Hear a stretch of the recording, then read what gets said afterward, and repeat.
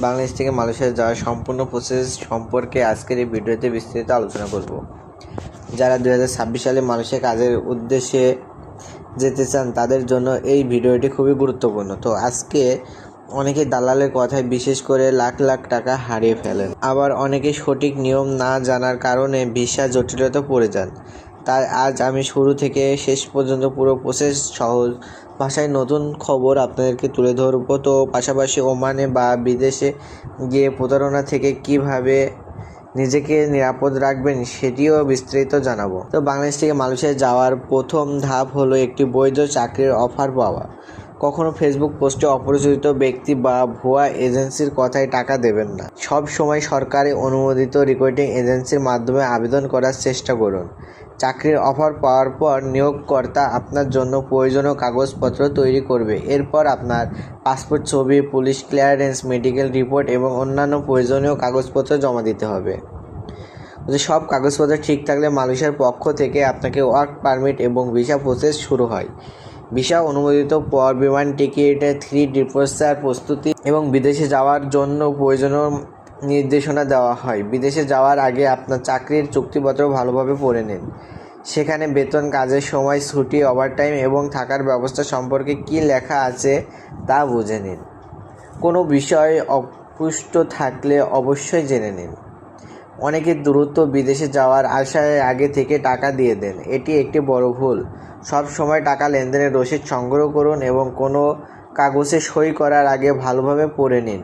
আপনার পাসপোর্ট কখনো কারোর কাছে স্থায়ীভাবে রেখে দেবেন না, এটি আপনার সবচেয়ে গুরুত্বপূর্ণ পরিচয়পত্র। এবার আসি ওমান বা অন্য যে কোনো দেশে প্রতারণা থেকে কিভাবে বাঁচবেন। বিদেশে গিয়ে অনেক বাংলাদেশি ভুয়া চাকরি, অতিরিক্ত বেতনের লোভ, ভুয়া ভিসা নবায়ন, অবৈধ কোম্পানি পরিবর্তন কিংবা অবৈধ দালালের ফাঁদে পড়েন।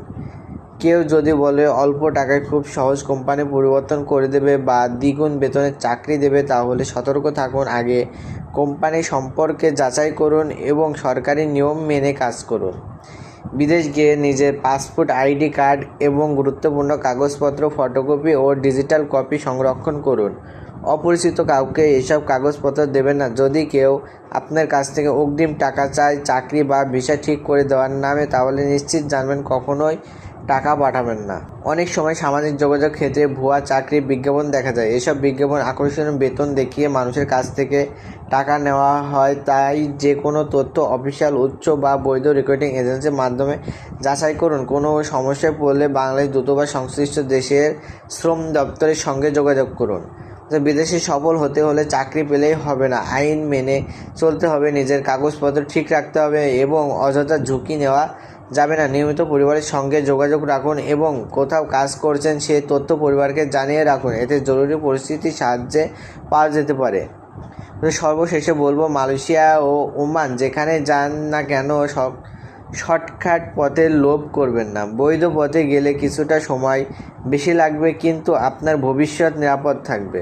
প্রতারণা থেকে বাঁচতে সচেতন সবচেয়ে বড় অস্ত্র সঠিক তথ্য জেনে, সঠিক কাগজপত্র নিয়ে এবং বৈধ নিয়ম অনুসরণ করে বিদেশে গেলে সফল হওয়ার সম্ভাবনা অনেক বেশি থাকে।